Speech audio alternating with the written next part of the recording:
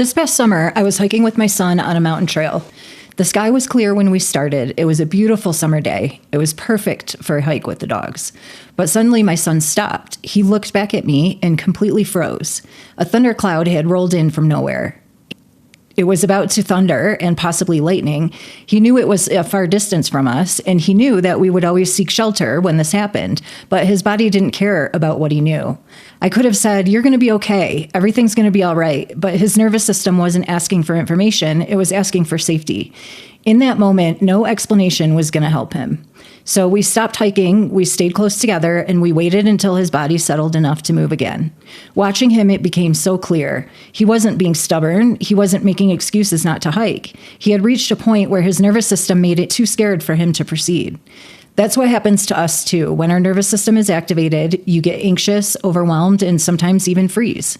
Insight alone can't move you forward. So if you're interested in learning more about the different states your nervous system can get stuck in, download my free guide. There's a link in the description. It tells you how and where you get stuck and how to come out of it quickly. Healing doesn't work like a map. It works like a trail, and sometimes the trail must widen before you can keep going.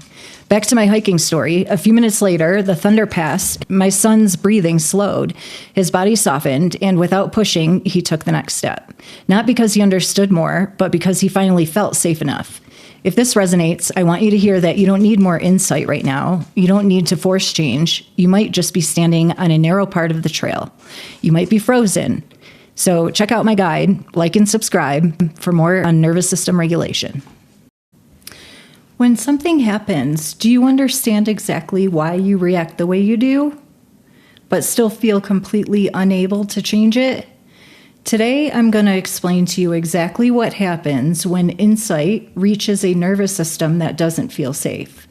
Have you ever questioned, I know how I react when I get triggered, so why do I still act like this? The question usually comes along with irritation and sometimes even some shame. Because when insight doesn't lead to change, the internal conflict, or how you feel about it inside, can quietly turn into self-blame. But underneath it all, that's not what's happening.